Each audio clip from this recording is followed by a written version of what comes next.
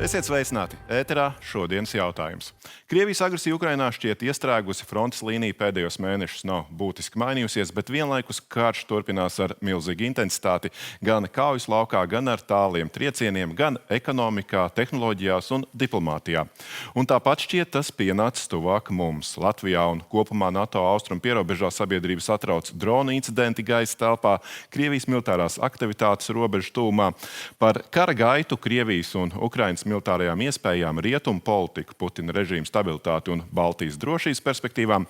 Šokar sarunāsimies ar vienu no pazīstamākajiem kara analītiķiem pasaulē, Kārnegija fonda vecāko pētnieku Maiklu Kofmanu. Labvakar, good evening. Evening. Our topic for today is Russia's aggression in Ukraine, but first I would like to talk you about a little bit about our region. As you know, Latvians have been upset and worried about several drone incidents in our airspace. Also, people in Baltics are worried about Russia building new infrastructure near our borders. In your view, how threatened should Latvian and Baltic people feel at that moment?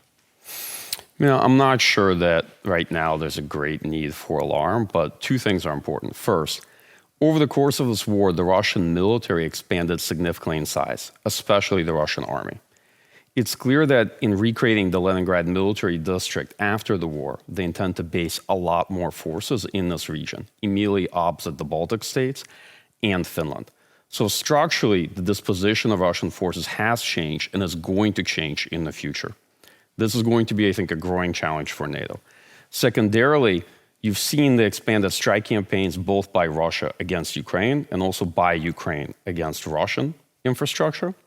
I think Baltic states, to some extent, are suffering the effects of these campaigns, but more importantly, what it should tell us is that not just this region, but NATO in general, because security in Europe is ultimately managed by NATO, and NATO as an alliance to some extent is still led by the United States, has a long ways to go to adapt to the threat imposed by different types of drones. Whether it's air power, whether it's air defense, we don't have enough, and we're not sufficiently adapted to dealing with this challenge, and it poses a growing challenge, particularly when it comes from the future Russian military.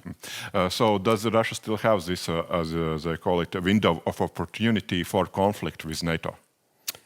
I'm not sure that Russia ever had a window of opportunity for conflict with NATO. I don't know why people define it that way. I don't recall a time where, at any point, NATO was, as a military alliance, in any way inferior to Russia. The challenge is that if you look at what the Russian military is going to look like after this war, it is going to reconstitute probably faster than we expected in 2022. In some ways, it's gotten a lot worse. It's degraded over the course of this conflict. But in other ways, the Russian armed forces acquired new capabilities that they didn't have before and can now employ them at scale. So it's not a window of opportunity, but there is a degree of greater vulnerability for NATO that NATO is trying to address right now and should be working on in earnest. Is Russian military aggression against the Baltics more probable now than it was, like, let's say, 4.5 years ago when it launched its full-scale invasion of Ukraine? I honestly don't know. Wars have political causes. Okay? And at the end of the day, I think the challenge you're dealing with Russia is, first, it's a personalist authoritarian regime. The person in charge is aging, and you have the problem of the old dictator and how they tend to make decisions.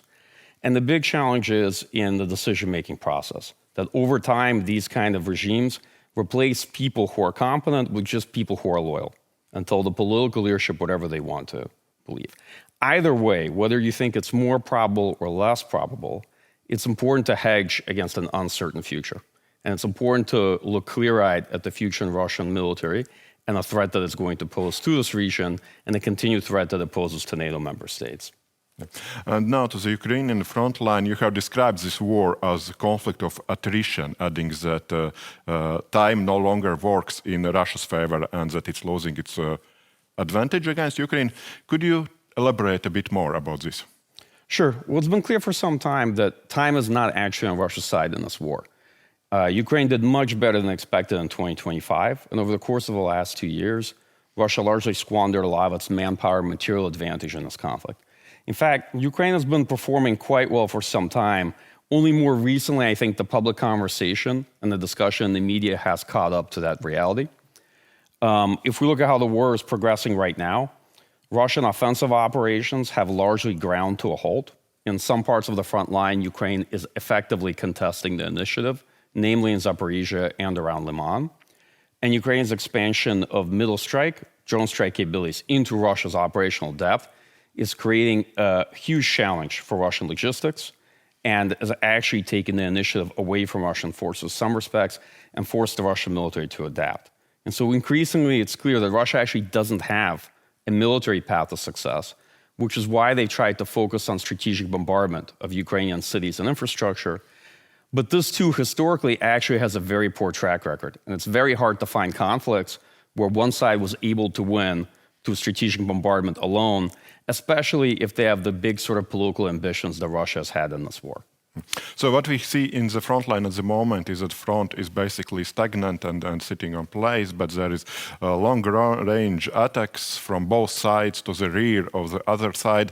Which side is exploiting these tactics more, let's say, more efficiently? Ukraine. Definitively Ukraine. And the front is actually less static this year than it has been the preceding 2 years. It's actually become more dynamic. If anything, I think the front line is becoming more fluid again. Ukrainian forces have been experimenting with various types of drone-enabled assaults in an effort to return mobility to the battlefield. I think one of the big questions we have right now looking at the war is, has the relative advantage that Ukraine has seized with its middle strike campaign, is that creating a window of opportunity for Ukraine? Will it set up a lasting advantage? But most importantly, these sort of campaigns create conditions. And can Ukraine capitalize on these conditions in order to conduct some kinds of offensive operations on their own, right? In order to convert the advantage into some sort of decisive gains on the battlefield? That yet remains to be seen, what Ukraine can make of it. But so far, they're clearly setting the conditions, and Russia, at this point, is very visibly, from my point of view, at least on the military side, is losing the war. So basically, we can for sure say, at the moment, at least, initiative is on the side of Ukraine. In some respects, yes. I think maybe not entirely, it's being contested, but certainly Ukraine is doing a much better job at this stage of the war, and it is a true turning point. Now, of course, we always have a bad tendency to extrapolate from where we are, and we forget that the war unfolds in phases. There are inflection points, there are turning points, and I think we still need more time to see if this is going to be a lasting decisive advantage, or if this is going to just create opportunities for Ukraine over the course of summer and this fall. But from everything I've seen, I think the Russian military is in deep trouble in this war. How long are the Russian military able to continue the war this way? I wish I have a good answer. Military analysis, unfortunately, helps with forecasting, but it's not like fortune telling, where you can tell exactly how long the Russian military will be able to fight. I think that they'll be able to sustain the fight certainly through 2026, but their performance continues to worsen, and they are dealing with compounding problems, and that their prospects for actual battlefield success, from my point of view, increasingly look dim. So Russia may be able to sustain the war, but that doesn't mean that they'll be able to achieve anything in terms of military success. And how does it look from the side of Ukraine? And also, would it be correct to say that due to innovations and expanding its own military infrastructure production, Ukraine has become more independent, increasingly independent from Western arms deliveries? Relatively speaking, Ukraine does make a lot of what it needs for day-to-day battlefield purposes today. That's true. I would not say it's completely independent, but much more independent than it was in 2022 or 2023. It's still, of course, heavily dependent on Western capital, right, and on certain types of Western support. But that said, I think that's a fair assessment. I think that Ukraine's main challenge primarily lies in the area of air and missile defense, and specifically in missile defense. And the reason why this is significant is that while Ukraine's doing quite well on the battlefield in general, the Russian strike campaign does pose real dangers to Ukrainian population, Ukrainian cities, especially if the war continues into the fall and winter. If you recall what happened last winter, it was a particularly dire situation. And here Ukraine still remains heavily dependent on the West.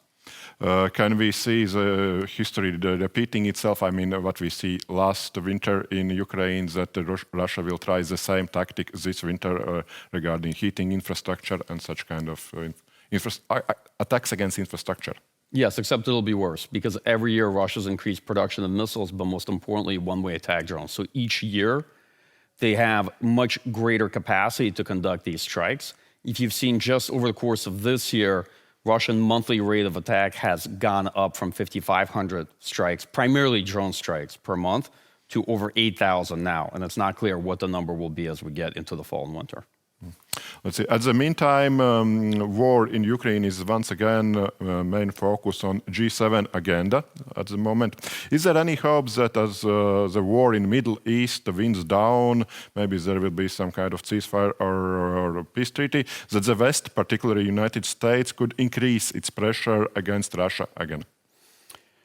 Well, first, I too am optimistic that we will actually get this deal locked in with Iran. I don't know if it'll settle issues in the region, because it's one thing for the United States to make an agreement with Iran. It's another thing for the other Gulf countries and for Israel to make this deal and stick to it too. But this is less my area of expertise.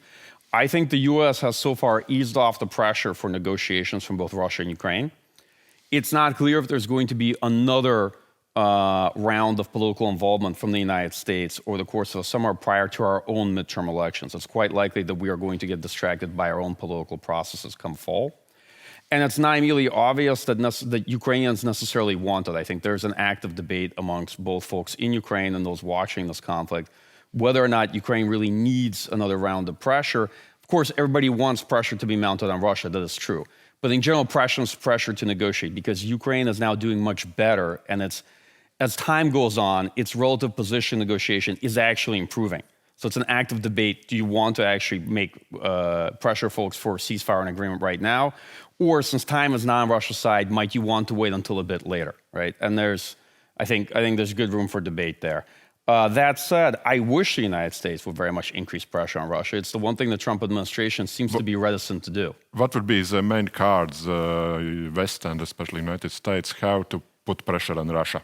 I mean, I think the two main cards we have are sanctions and export controls, but most importantly, enforcing them. The challenge is not even so much making them as it is actually enforcing them. And secondarily, we can provide Ukraine with additional technology that the Ukrainian military very much wants. And I'm not speaking about discrete capabilities. I'm talking about technological enablers that the Ukrainian military and Ukraine's defense industry really needs. And if it had had these years ago, I think they would have substantially expanded production of their own ground-launched cruise missiles and various types of air defense systems and other precision-guided munitions. Do you see any signs that sanctions and costs of war are starting to cause some notable serious problems in Russia's economy and military industry especially? I think the structure and nature of the Russian economy is causing the main problems in the Russian economy, to be perfectly honest. I think that Russia has a structural problem. If you look at the situation that they're going through. I mean, first, for quite some time now, there's been an economic slowdown, relative economic stagnation. They're running significant budget deficits, especially in the regions. They have a very tight labor market and a deficit of skilled labor. They, for a long time, had been battling inflation and dealing with inflation while at the same time spending massively on this war. And this is like trying to put out a fire while also adding fuel to the fire. Sanctions and export controls further limit their options such that Russia doesn't have the ability to externally borrow on the other markets. And they are increasingly running deficits and trying to finance the war by raising taxes on their own businesses and people, which is essentially the system consuming itself economically because they don't have great options to borrow externally on the international market. Are there any indications that Russian people are becoming increasingly dissatisfied with the number of casualties, with economical problems, internet shortages, fuel shortages, and more importantly, can such dissatisfaction lead to actual protests against those in power in Russia? Yeah, surprisingly, I think specifically with decisions by FSB to restrict the internet, to shut down mobile data networks in major cities like Moscow, to cut Telegram. I think of everything that seems to have frustrated Russians the most, that's at the top of the list. Undoubtedly, strikes against fuel refineries and disruptions to access to fuels is also in that mix. There is a visible change of attitude towards the war in Russia. The question is, does it matter to Russian leadership? At the end of the day, it's a personalist authoritarian regime. If Putin really cared about public sentiment, he probably wouldn't have started the war, or certainly wouldn't have kept it going into the 5th year. So my honest answer is I don't know how much it can actually affect government. I'm skeptical we're going to see much in the way of protests, given how much more repressive that system has become over the last 4 years. How strong this repressive system and Putin's regime is at the moment? Do you see any possibilities that this regime could fall into some foreseen future or something like that, such forecasts are widely exaggerated? I'm not in the business of general commentary and forecasts like that, to be very honest. Everything ends. With personalist authoritarian regimes, it's incredibly difficult to predict when it's going to end and how. And so I don't think that this is a very productive exercise. On the one hand, those systems always look stable until they are not, and they end up losing stability gradually and then very suddenly. And so this is not something that you can forecast or predict very easily. But obviously, this regime has a shelf life, and at some point it will end. Your guess how soon or how long from now is as good as mine. At this point, when it ends, will we see Russia with a stronger and more dangerous military force, or on the contrary, with an army that will need years to rebuild itself? So let's focus on the military. The Russian military will need years to rebuild the capacity for large-scale combat operations. It lost a lot of the quality, the personnel, and the things that it needs in order to employ that force on a large scale. On the other hand, it got much better at employing various types of precision strike capabilities, mass adoption of drones and expansion of drone units across Russian formations, adoption of deep strike capabilities as well, and ability to employ them at scale. So the character of the threat has changed somewhat, and we have to rethink, I think, some of the scenarios in terms of the kind of threat the Russian military poses. In more limited scenarios, I think it poses an immediate threat. Even as soon as the war is over, there's all sorts of things that the Russian military could potentially do. It will take them some years, and the question is how many. My argument might be as many as 5 to 7 to really recover the ability to conduct some kind of operation at scale. But here I have to be very honest with anyone listening to this. In defense planning terms, anything less than 10 years is actually a very short timeline. So if we're having a debate, is it going to take 3, 5, or 7 years? It's actually a very narrow conversation about minor differences in opinion.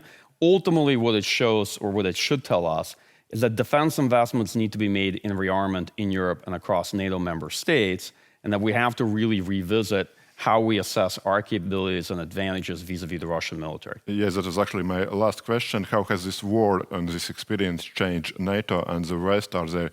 Are we now more capable and better prepared for potential threats coming from Russia? I think we are getting to be more capable and better prepared. I think a number of countries are making the right investments, and some have substantially increased defense spending. I worry, unfortunately, some of that is probably being done perhaps more because of the threat of abandonment by the United States, necessarily even their perception of the Russian military.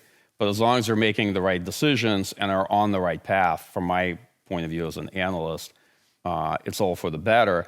That said, NATO still has quite a ways to go to adapt to the kind of battlefield we saw in Ukraine. And we have to ask hard questions on how traditional NATO advantages and how the alliance fights will interact with the technologies, the new tactics, and the new operational concepts we've seen employed by Ukrainian and Russian forces, and make sure we are substantially adjusting and adapting our militaries and not preparing to fight the last war or the kind of wars we would like to fight as opposed to the kind of wars we are seeing. So still a lot of homework to do, but looks like we are getting there slowly but surely. Thank you very much for your insight. Paldies, un paldies arī jums, skatītāji, par skatīšanos. Tātad atgādināšu, runājām ar Kārnegija fonda vecāko pētnieku Maiklu Kofmanu par karu Ukrainā. Bet rīt tiksimies šodienas jautājumā jau ar citiem vietējiem tematiem. Visu labu!